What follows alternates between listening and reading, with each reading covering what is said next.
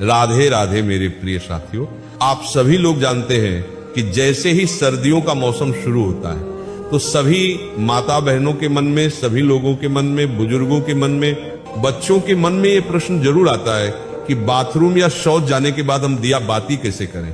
क्योंकि कई सारी माताएं बहनें रोज सुबह शाम अपने घर में दिया और बाती करती हैं। कभी कभार बुजुर्ग भी दिया बाती करते हैं और कभी कभार बच्चे भी करते हैं। साथियों, ये प्रश्न विशेष रूप से सभी लोगों के मन में सर्दियों के मौसम में ही आता है, क्योंकि सर्दियों के मौसम में पानी बहुत ठंडा होता है। बार बार हाथ पैर गीला करना किसी को भी पसंद नहीं होता है, या बहुत सारे लोग हाथ पैर में स्वेटर वगैरह, मोजे वगैरह पहने होते हैं, तो बार बार हाथ पैर धोने में बहुत परेशानी होती है।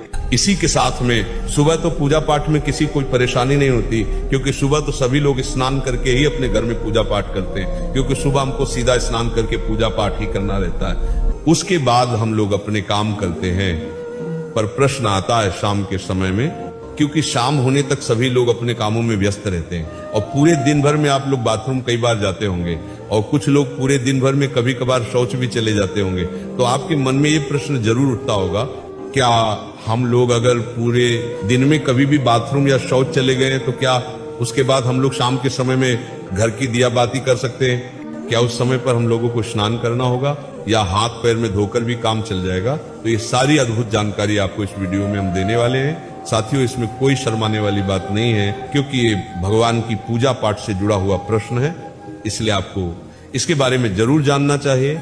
ये प्रश्न आपको सिर्फ और सिर्फ सर्दियों के मौसम में आएगा, क्योंकि इस मौसम में शुद्धता का ध्यान रखने में, बार बार हाथ पैर धोने में, स्नान करने में लोगों को परेशानी होती है, क्योंकि पानी बहुत ज्यादा ठंडा होता है। देखिए साथियों, आपने सुबह एक बार अपने घर में दिया बाती कर लिया, मंदिर में जाकर भी अगर आप दिया बाती करते तो आप सीधा स्नान करके पूजा पाठ या दिया बाती करते हैं तो सुबह तो किसी को कोई परेशानी नहीं रहती है। पर सुबह के बाद में आपके पास पूरा दिन रहता है और फिर शाम का समय आता है। साथियों, अब शाम होने तक बहुत सारे लोग पूरे दिन भर में बाथरूम जाते हैं, कुछ लोग शौच भी जाते हैं, तो यहाँ पर आपके मन में अशुद्धि आ जाती है, यानी कि आपका शरीर उस समय पर अशुद्ध हो जाता है जब आप बाथरूम जाते हो या शौच जाते हो।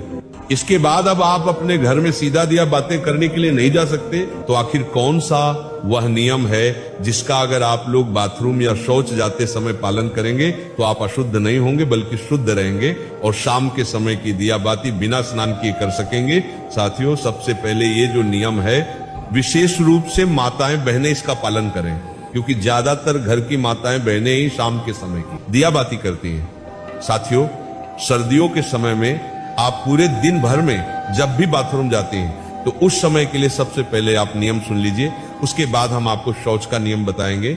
सुबह स्नान करने के बाद, पूजा पाठ करने के बाद आप पूरे दिन भर में जब भी बाथरूम जाते हैं तो आप लोगों को बाथरूम से आने के बाद मात्र 3 काम करने हैं।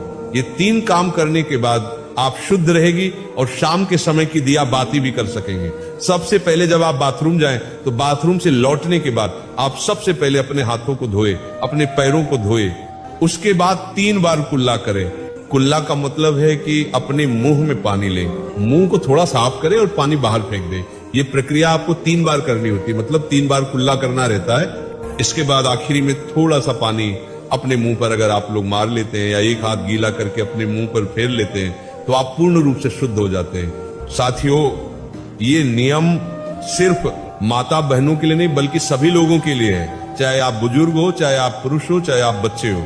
अगर आप बाथरूम से लौटने के बाद इस तरीके से ये 3 कार्य करते हैं तो आप पूर्ण रूप से शुद्ध हो जाते हैं। साथियों, अब आप लोग कहेंगे कि यहाँ पर भी तो हमें पानी का इस्तेमाल करना पड़ रहा है, पर यहाँ पर आपको कम पानी का इस्तेमाल करके हाथ मुंह धोना पड़ रहा है, अन्यथा फिर आपके पास स्नान करने का ही एक आखिरी तरीका बचता है। आप चाहे तो हाथ मुंह धोने के लिए गर्म पानी भी करके रख सकते हैं, इसमें कोई परेशानी नहीं है। पर बाथरूम से लौटने के बाद अगर आप ज्यादा कुछ ना भी ड्यूटी, हम लोग बाहर रहकर इस नियम का पालन कैसे करें? तो साथियों, अगर आप लोग बाहर काम करने जाते हैं, ऑफिस या ड्यूटी जाते हैं, तो उस जगह पर आप इस नियम का पालन नहीं कर पाएंगे, क्योंकि उस समय पर आप पैरों में मोजे और जूते पहने होंगे या वहां पर आपको वैसा स्थान ना मिले कि आप अपने हाथ मुंह धो सके।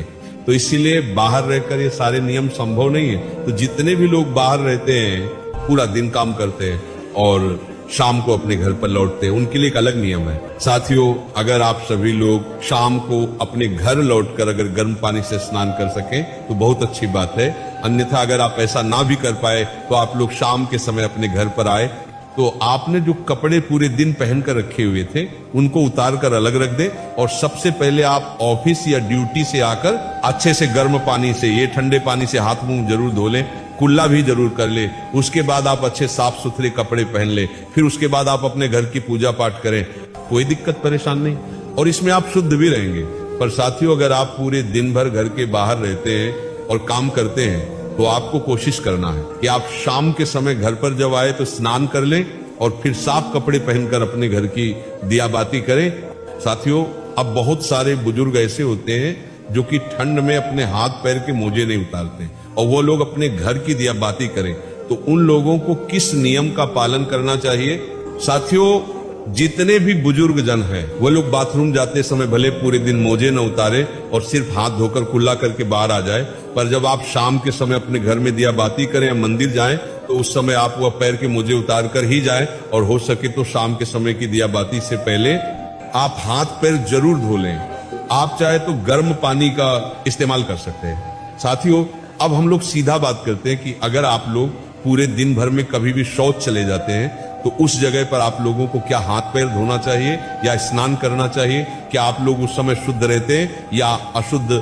साथियों, अब अगर आप लोग पूरे दिन भर में कभी भी अगर शौच चले जाते हैं तो आप पूर्ण रूप से अशुद्ध हो जाते हैं और शौच के समय आपने जो भी कपड़े पहने रखे होते हैं आपके साथ वह कपड़े भी अशुद्ध हो जाते हैं। इसलिए शौच जाते समय सीधा सा नियम यही है कि जो भी लोग पूरे दिन भर में कभी भी शौच गए हैं उनको शौच से आने के बाद सीधा स्नान करना चाहिए। अगर वह शौच से आने के बाद स्नान नहीं करते तो उनको शाम के समय की दिया बत्ती नहीं करना चाहिए या मंदिर नहीं जाना चाहिए, क्योंकि आप अगर शौच से आने के बाद स्नान नहीं करते तो आप अशुद्ध रहते हैं।